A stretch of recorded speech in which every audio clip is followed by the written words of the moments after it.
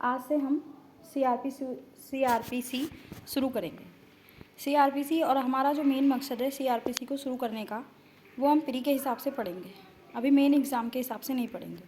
हमारा एपीओ का एग्ज़ाम 21 अगस्त 2022 को है। उसके पर्पज़ से मैं चाह रही हूँ कि हमारे प्री के क्वेश्चन सभी सही होने चाहिए। उस पर्पज़ से मैं आपको सीआरपीसी पढ़ाऊँगी। सीआरपीसी क्या है? एक प्रोसीजर लॉ है, यानी प्रक्रियात्मक विधि है, जिसके थ्रू हमें ये बताया गया है कि किसी अपराध का विचारण, ट्रायल, जांच, इन्वेस्टिगेशन किस प्रकार से किया जाए। ठीक है, सीआरपीसी हमारी ये बताती है। ये हमारा एक सिविल प्रोसीजर कोड है। ठीक, ये सबसे पहले लागू कब हुआ?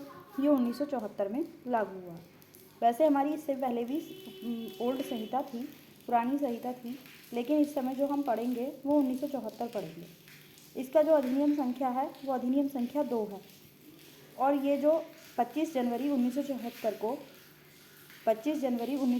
को राष्ट्रपति की इस पर सहमति मिली थी। अब यहाँ पे हम राष्ट्रपति की सहमति मिली थी इसलिए कह रहे हैं क्योंकि ये हमारा स्वतंत्रता के बाद आया है। अगर जो एक्ट हमारे स्वतंत्रता से पहले आए हैं उस पर मिलेगा, उस पर गवर्नर की सहमति मिली थी। ठीक है, अधिनियम यानी जिस पे हस्ताक्षर हुए थे वो गवर्नर के, लेकिन इस पे जो हमारे हस्ताक्षर हुए वो किसके? राष्ट्रपति के हुए। 25 जनवरी 1974। कब? 25 जनवरी 1974। क्वेश्चन हमारा यहाँ से भी बन सकता है कि हमारा अधिनियम संख्या क्या है। वैसे इस टाइप के क्वेश्चन अब बनते नहीं हैं, लेकिन फिर भी क्वेश्चन बन सकता है, इसलिए हमें छोटी से छोटी चीज़ को याद रखते हुए चलना है। यानी इसकी अधिनियम संख्या क्या है? हमारी 2 है। और ये एक्ट पे राष्ट्रपति के सिग्नेचर कब हुए? ये कब अधिनियमित हुआ? 25 जनवरी 1974 को। ठीक है, इसका एक्ट संख्या 2 है। ये हमारे क्वेश्चन। अब हमारा इसका फिर जो हमारा अधिनियम है ये कब आया? स्वतंत्रता के भारत गणराज्य के 24वें वर्ष के में संसद द्वारा निम्नलिखित रूप से यह अधिनियमित हुआ। अब देखिए हमारा जो क्या कहते हैं टोटल इस सीआरपीसी के अंदर जो हमारे सेक्शन हैं वो हमारे सेक्शन कितने हैं? सीआरपीसी में चैप्टर जो हैं वो हमारे हैं, इसमें कितने हैं चैप्टर? टोटल मिला के 36। कितने चैप्टर हैं? 36 चैप्टर हैं। और फिर इसमें हमारे सेक्शन कितने हैं? सेक्शन हैं हमारे इसके अंदर 486 हमारे इसमें क्या हैं? सेक्शन हैं। ठीक, उसके बाद हमारे 486 हमारे इसमें सेक्शन हैं। हमें चैप्टर वाइज इस पूरे सीआरपीसी को कंप्लीट करना है। 486 नहीं, सॉरी, हमारे चैप्टर जो हैं इसमें हमारे 484 हमारे इसमें सेक्शन हैं। ठीक, अब 484 सेक्शन है। अब पहला हमारा चैप्टर है अध्याय 1 है हमारा प्रारंभिक। ठीक, सबसे पहला सेक्शन हम पढ़ेंगे। सबसे पहला सेक्शन जो है वो हमारा है संहिता का संक्षिप्त नाम, विस्तार और प्रारंभ। पहला सेक्शन हमारा संक्षिप्त नाम, विस्तार और प्रारंभ। अब देखिए इस अधिनियम का संक्षिप्त नाम क्या है? दंड प्रक्रिया संहिता 1973। क्या है? 1973। इसका विस्तार जम्मू कश्मीर राज्य के सिवाय संपूर्ण भारत पर है। ये जो हमारा बेयर एक्ट आ गया है पुराना है, इसलिए यहाँ पे ये दिखा रहा है कि संपूर्ण भारत पर सिवाय संपूर्ण भारत पर, यानी जम्मू कश्मीर को छोड़कर। लेकिन अब ये जम्मू कश्मीर पर भी सीआरपीसी लागू है। और ये सीआरपीसी कब से लागू हुई जम्मू कश्मीर पे? 10 अक्टूबर 2019। कब से लागू हुई? 10 अक्टूबर 2019 से हमारी सीआरपीसी लागू हुई। इसमें टोटल जो हमारे चैप्टर हैं जो इसमें टोटल चैप्टर की तो बात हो गई हमारी 36 हैं, और टोटल सेक्शन हमारे 484 हैं। ठीक है, 484 हैं। अब उसके बाद हमारी जो बात चलती है, इसमें जो दे रखा है हमारा परंतु दे रखा है पहले सेक्शन में। यहाँ से क्वेश्चन बनता है, इसलिए हम इसको देखेंगे जरूर। देखिए यहाँ पे हमारा क्वेश्चन बनता है, परंतु इस संहिता का अध्याय 8, 10, 11 से संबंधित उपबंध से भिन्न नागालैंड राज्य को जनजातीय क्षेत्रों को लागू नहीं होंगे। यानी इसका मतलब है 8, 10, 11 से संबंधित उपबंधों से भिन्न उपबंध नागालैंड राज्य को जनजातीय क्षेत्रों को लागू नहीं होंगे। यानी 8, 10, 11 जो है चैप्टर जो है ये हमारे नागालैंड राज्य को और जनजातीय क्षेत्रों को लागू होंगे।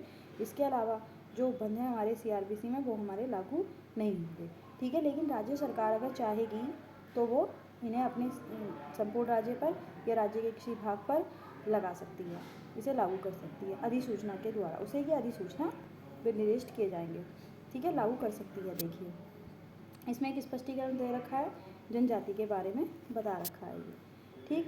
उसके बाद हमारा जो ये लागू हुआ था, कब से लागू हुआ था, ये हुआ हमारा 1 अप्रैल 1974। ये क्वेश्चन बहुत बार बनता है, इसलिए हम इसको ध्यान में रखेंगे। हमने यहाँ पे देखा इसको राष्ट्रपति की एसेंट्स कब मिली, वो हमारी राष्ट्रपति की एसेंट मिली, वो कब मिली हमारी 25 जनवरी को, ठीक है। कब मिली, 25 जनवरी 1974 को। और लागू कब हुआ, लागू हमारा हुआ 1 अप्रैल 1974 को। कब हुआ, 1 अप्रैल 1974 को। अब आप लोग कहोगे ये सब छोटी छोटी चीज़ें हैं, ये तो हम सबको आती हैं, लेकिन हमारा मकसद जो है टोटल CRPC को करना है, इसलिए हम एक छोटी से छोटी चीज़ और एक बड़ी से बड़ी चीज़, टोटल सभी चीज़ों को हम कंप्लीट करेंगे। अगला हमारा जो सेक्शन है, अगला सेक्शन हमारा है परिभाषाएं। परिभाषाएं, इसमें सबसे पहली जो परिभाषा दे रखी है वो जमानती अपराध की परिभाषा है। जमानती अपराध से ऐसा अपराध अभिप्रेत है जो प्रथम अनुसूची में जमानती के रूप में दिखाया गया है। यह तस्मै पूर्वक किसी अन्य विधि द्वारा जमानती बनाया गया है। जमानती अपराध से कोई अन्य अपराध भी अभिप्रेत है। अब देखिए यहाँ पे जो है इसमें बताया है कि जितने भी अपराध प्रथम अनुसूची में हैं, जितने भी अपराध प्रथम अनुसूची में हैं वो सारे हमारे अपराध कैसे हैं, वो सारे अपराध हमारे जमानती अपराध हैं। और जो प्रथम अनुसूची में नहीं होंगे वो कैसे अपराध होंगे, वो सारे के सारे हमारे अजमानती अपराध होंगे। यहीं पे ही जमानती और अजमानती की डेफिनेशन दोनों कै में ही है। और फिर जो अन्य विधि के द्वारा जमानती जिन्हें बना दिया गया है वो भी सारे के सारे हमारे अपराध कैसे हैं, जमानती अपराध हैं, ठीक है। अब यहाँ पे हमारी जमानती और अजमानती अपराध की डेफिनेशन कंप्लीट हो गई। डेफिनेशन में एक बात याद रखने वाली है, क्योंकि ये हमारी अल्फ़ाबेटिकल है। अल्फ़ाबेटिकल से मतलब ABCDEFGHIJ के अनुसार ये हमारी डेफिनेशन चल रही है। जैसे कि वेलेबल ऑफेंस, जमानती मतलब वेलेबल ऑफेंस ए में है, फिर बी में हमारा चार्ज है, फिर सी में हमारा कॉन्जेबल ऑफेंस है, फिर हमारा डी में हमारा परिवाद है। इस तरह से ये अगर हम अल्फ़ाबेटिकल इंग्लिश वाले अल्फ़ाबेट से चलें तो इस तरह से दे रखे हैं। अगली हमारी परिभाषा 2B में है, 2ख में है आरोप। आरोप के अंतर्गत जब आरोप से अधिक शीर्ष हो और आरोप की कोई भी शीर्ष हमारा आरोप के अंतर्गत आएगा। आरोप का कोई भी शीर्ष मतलब ये कि जैसे मान लीजिए किसी कोई अपराधी आया और उस अपराधी ने कई सारे अपराध किए हैं, तो उन अपराधों की प्रत्येक श्रेणी, यानी CRPC की 379 लग गई, फिर 374 लग गई, फिर ऐसी डकैती के लिए लग गया उस पर 390 लग गई, ठीक है। इस तरह से 396 लग गई, तो वो सारे के सारे, चाहे 396 है वो भी आरोप है, 379 है वो भी आरोप है। जो भी सेक्शन आ रहा है, जो भी हमारे अपराध से संबंधित आ रहा है, जो उस पर आरोप लगाया गया है, वो सारे के सारे वो सब शीर्ष हमारे आरोप के अंतर्गत आएंगे। अब यहाँ पे आप ये मत समझना इस डेफिनेशन के अंदर आरोप की परिभाषा कहीं नहीं दे रखी है, और इसने ये बता दिया कि आरोप, थोड़ा सा आरोप के बारे में इसने डिफाइन किया है। लेकिन हमारा एक चैप्टर दे रखा है CRPC में, चैप्टर 17 जो है वो हमारा पूरा आरोप के बारे में ही बताया गया है। चैप्टर 17 है, साथ में चैप्टर 17 जो है वो 211 से लेकर 224 तक हमारा जाता है, जिसके अंदर हमारे टोटल आरोप ही डिफाइन किए गए हैं, ठीक है। उसके बाद हमारी तीसरी परिभाषा है संघीय अपराध। संघीय अपराध से ऐसा अपराध अभिप्रेत है जिसके लिए मामले का ऐसा मामला अभिप्रेत है जिसमें पुलिस अधिकारी प्रथम अनुसूची में तस्मै पूर्वक किसी अन्य विधि के अनुसरण में वारंट के बिना गिरफ्तार कर सकता है। अब यहाँ पे संघीय अपराध से मतलब ऐसा अपराध बता रहा है, वो ऐसा मामला संघीय मामला है जिसमें पुलिस अधिकारी प्रथम अनुसूची में तस्मै पूर्वक, जो प्रथम अनुसूची के अंदर उसे दर्शाया गया है या अन्य विधि के अनुसार उसे बताया गया है कि वो वारंट के द्वारा गिरफ्तार कर सकता है, तो वो सारे के सारे हमारे अपराध संघीय अपराध होंगे। कहने का मतलब यह है कि जहाँ पे पुलिस अधिकारी वारंट के बिना जाके गिरफ्तार कर सकता है, तो वो हमारे सारे के सारे अपराध कैसे होंगे, संघीय अपराध होंगे। लेकिन ये चीज़ उसे बताई कहाँ गई है पुलिस अधिकारी को कि वो वारंट के बिना गिरफ्तार कर सकता है, वो बताई गई है हमारी प्रथम अनुसूची में या फिर किसी अन्य विधि के अंदर उसे बता दिया गया है कि आप जाके इसे बिना वारंट के आप इस अपराध में जाके गिरफ्तार कर सकते हैं। हमारी फिर है परिभाषा, डी परिभाषा है हमारी परिवाद। अब परिवाद से क्या मतलब है, परिवाद का अर्थ होता है, परिवाद से ऐसा कोई भी मामला जो मजिस्ट्रेट के द्वारा जिसकी कार्रवाई की जाती है, वो सारे हमारे परिवाद कहलाते हैं, ठीक है। परिवाद की जो कार्रवाई की जाती है वो हमारी मजिस्ट्रेट के के द्वारा की जाती है या मजिस्ट्रेट के अधीन की जाती है। ठीक है। अब इसमें ये जो परिवाद जो हो सकता है वो मौखिक भी हो सकता है और वो लिखित भी हो सकता है। इसको मौखिक भी कर सकता है कोई, लिखित भी किया जा सकता है। ये उस व्यक्ति के द्वारा किसी यह अभिकथन अभिप्रेत है किसी व्यक्ति ने, चाहे वह ज्ञात हो या अज्ञात हो, अपराध किया है। यानी ये उस व्यक्ति के बारे में होता है। मुझे कन्फर्म भी हो सकता है कि मेरे साथ में इस व्यक्ति ने अपराध किया है, मुझे कन्फर्म भी नहीं हो सकता कि मेरे साथ इस व्यक्ति ने ये अपराध किया है। कोई ज्ञात या अज्ञात व्यक्ति के अगेंस्ट हम जाके परिवाद कंप्लेन कर सकते हैं। इसके अंतर्गत पुलिस रिपोर्ट नहीं आती। पुलिस रिपोर्ट जो होती है, जहाँ वो पुलिस के पास लिखवाते हैं, वो रिपोर्ट इसके अंतर्गत नहीं आती है। यहाँ पे एक स्पष्टीकरण दे रखा है। स्पष्टीकरण में इसने ये बताया है कि अगर ऐसे मामले में इन्वेस्टिगेशन के बाद आसंज्ञ अपराध किया जाना प्रकट करता है और पुलिस अधिकारी द्वारा की गई रिपोर्ट परिवाद ही समझी जाएगी, और जो पुलिस रिपोर्ट जो पुलिस अधिकारी परिवाद कर रहा है वो क्या समझा जाएगा, परिवादी समझा जाएगा।